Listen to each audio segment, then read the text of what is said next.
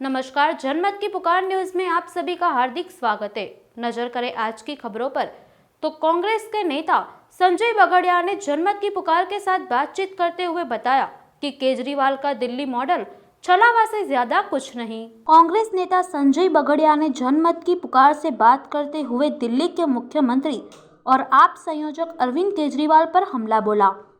हाल ही में आम आदमी पार्टी छोड़कर कांग्रेस पार्टी में शामिल हुए सामाजिक कार्यकर्ता संजय बगड़िया ने कहा कि सीएम केजरीवाल दिल्ली वालों के लिए कार्य करने के बदले दूसरे राज्य के लोगों के बीच जाकर झूठे वादे कर रहे हैं। उन्होंने कहा कि केजरीवाल सरकार कोविड टेस्टिंग कम करवाकर दिल्ली के लोगों को मुसीबत में डालने का कार्य कर रही है। संजय बगड़िया ने अगले निगम चुनाव में कांग्रेस पार्टी की बहुमत से जीत होने की आशा जताई। नमस्कार, आप देख रहे हैं जनमत की पुकार न्यूज। मैं आर.के. जायसवाल और मैं मौजूद हूं कोहाट वार्ड में, और हमारे साथ मौजूद है सामाजिक कार्यकर्ता व कांग्रेस के नेता संजय बगड़िया जी। बगड़िया साहब, एक बार फिर से जनमत की पुकार में आपका स्वागत है। बहुत बहुत धन्यवाद जायसवाल जी। बगड़िया साहब, क्या चल रहा है आजकल की राजनीति में? राजनीति बढ़िया चल रही है। 5 राज्यों में चुनाव है और बहुत जोर शोर से सभी राजनीतिक दल जो हैं अपनी ताल ठोकने में लगे हुए हैं, और अच्छे ही होगा जो होगा। केजरीवाल जी ने आज सरदार भगवत मान जी का नाम सीएम कैंडिडेट के लिए फाइनल किया है, कैसा लगता है आपको? देखिए, उनका पार्टी का आंतरिक मामला है और उन्होंने भगवत मान जी का नाम जो है वो घोषित किया है, बड़ी अच्छी बात है। चलिए, कम से कम देर सवेर सही सत्य तो उन्होंने माना कि अब केजरीवाल जी के नाम पर, केवल केजरीवाल जी के नाम पर वोट नहीं मिलेंगे और पंजाब की जनता जो है केजरीवाल जी के नाम पे वोट नहीं कर रही है। ये सत्य उन्होंने मान लिया। हमें तो इसी बात की खुशी है कि चाहे देर से सही पर सत्य को उन्होंने मान तो लिया।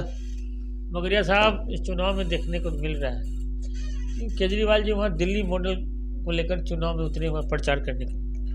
मेरे को समझ में नहीं आ रहा कि दिल्ली मॉडल, कौन से दिल्ली मॉडल को ले जा रहे हैं, कौन सी मोहल्ला क्लिनिक वाले मॉडल को ले जा रहे हैं। वो मुझे ये तो बताएं जहाँ पर बच्चों की मौत होती है, जहाँ पर गलत दवाइयाँ देने के कारण बच्चों की मौत होती है और उसके ऊपर कोई एक्शन नहीं लिया जाता, जहाँ पर पिछले 7 वर्षों से जो हमारे टीचर्स हैं, जो कि अभी उन लोगों को स्थायी नहीं किया गया है, वो प्रदर्शन पे बैठे हुए हैं। कौन सा मॉडल ले जाना चाहते हैं?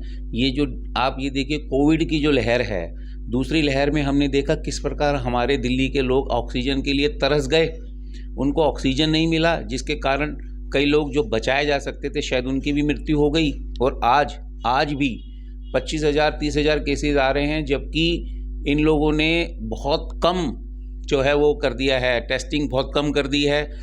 रेशो आप देखो तो इतना है। अब सारे के सारे मंत्री जो हैं वो पंजाब चले गए हैं, कोई गोवा चले जाते हैं, कोई पंजाब चले जाते हैं। विधायकों के हाल देखिए तो कोई उत्तर प्रदेश में एंजॉय कर रहा है, कोई उत्तराखंड में एंजॉय कर रहा है। फेसबुक पे देखिए होटल में बैठे हुए उनकी फ़ोटोएँ आती हैं। दिल्ली का हाल क्या कर दिया? कौन सा मॉडल वो ले जाना चाहते हैं? आज दिल्ली में उनकी ज़रूरत है, वो दिल्ली में है नहीं। इस चक्कर में है कि हम पंजाब जीत लेंगे। अरे दिल्ली भी ना चली जाए कहीं, दिल्ली बचा लो, पंजाब तो जीतोगे नहीं, वो तो एक सपना है। पर दिल्ली के क्या हालत है, दिल्ली के लोगों के साथ कर क्या रहे हैं वो? ये तो आप देखिए कौन सा मॉडल। मुझे एक बात बताएं, आप बजट की बात वो करते हैं कि दिल्ली का बजट हमने डबल कर दिया, उसमें उनका क्या योगदान है? दिल्ली के व्यापारियों का योगदान है या महंगाई का योगदान है? और उस बजट का इस्तेमाल कैसे कर रहे हैं वो? आज सबसे ज़्यादा अगर कोई दुखी है दिल्ली में तो व्यापारी वर्ग दुखी है। ऑड इवन का जो फार्मूला आपने लगाया है उसके हिसाब से हफ्ते में सिर्फ 2 दिन दुकान खुलती है, क्योंकि शनिवार इतवार तो आपने कर्फ्यू लगा दिया। ऑड इवन में आपकी दुकान ही नहीं खुल पा रही है। दुकान नहीं खुलेगी, दुकानदार जिससे आप टैक्स वसूल रहे हो, जिसके दम पे आप दुनिया जान का एडवर्टाइजमेंट का खर्चा कर रहे हो, दुनिया जान का लोगों के अंदर आप ये प्रचार कर रहे हो कि हम मुफ्त में दे रहे हैं, उन लोगों के साथ का आपका व्यवहार क्या है? कौन सा मॉडल है? और क्या आप समझते हो कि दिल्ली के व्यापारियों की आप लोग कोई वोट की कीमत ही नहीं समझते, कि दिल्ली के व्यापारियों की वोट की ज़रूरत ही नहीं है आप लोगों को? मैं नहीं समझता कि ऐसे किसी मॉडल से कोई भी राज्य या कोई भी लोग प्रभावित होंगे, और लोग सच्चाई जान चुके हैं। और शायद इसीलिए उन्होंने भगवत मान का नाम आगे किया है कि उन्हें हार दिख रही है तो हार का ठीकरा अपने ऊपर नहीं लेना चाहेंगे, तो भगवत मान का नाम उन्होंने आगे कर दिया। वो अच्छी तरह जानते हैं कि अब केजरीवाल जी के नाम पे या दिल्ली मॉडल के नाम पे पंजाब की जनता वोट नहीं करने वाली। अगर हम दिल्ली की बात करें तो आए दिन आम आदमी पार्टी के नेता एमसीडी में भ्रष्टाचार को लेकर नए उजागर कर रहे हैं।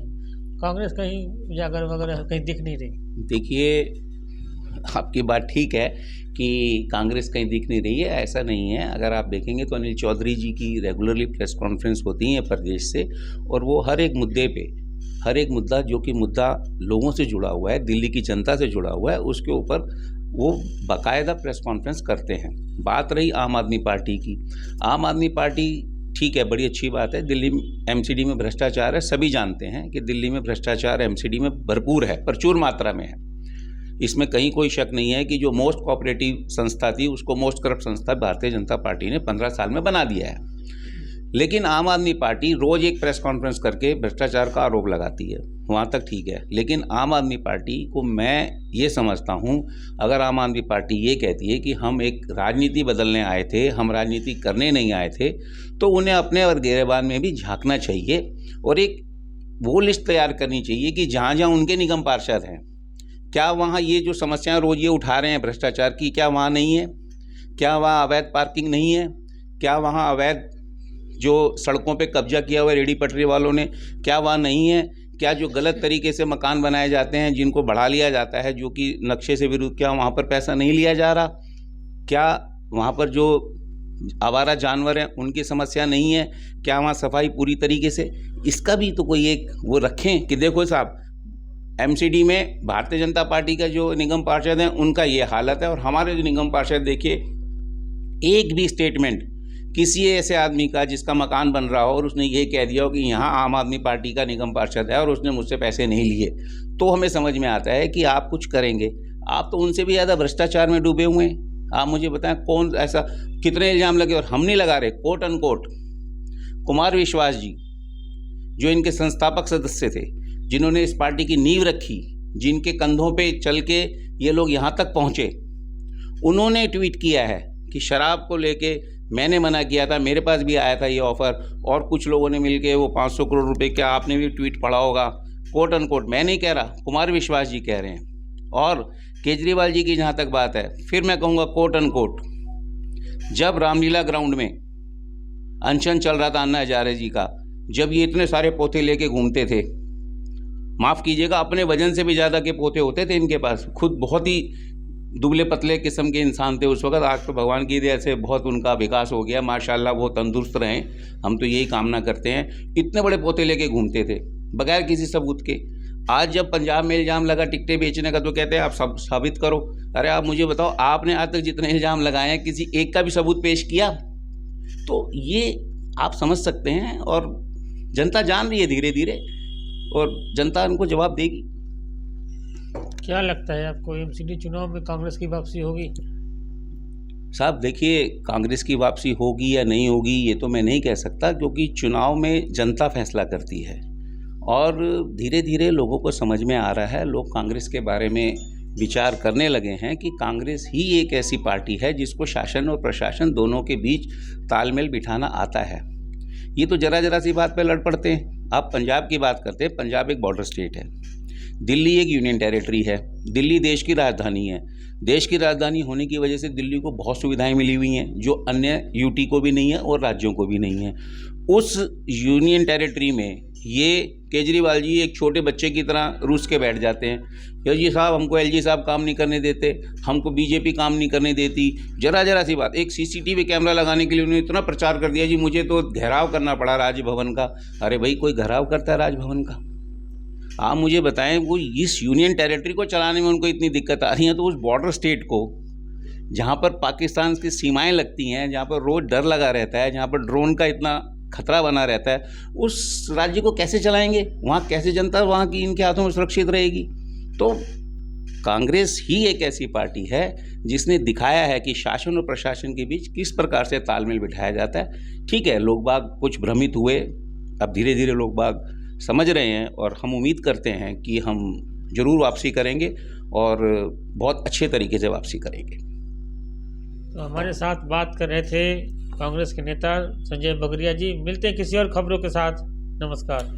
अगर आपने हमारा अभी तक चैनल सब्सक्राइब नहीं किया है तो कृपया चैनल सब्सक्राइब कर लें, लाइक करें, शेयर करें, कमेंट करें। तो मिलते हैं फिर किसी और खबरों के साथ। नमस्कार।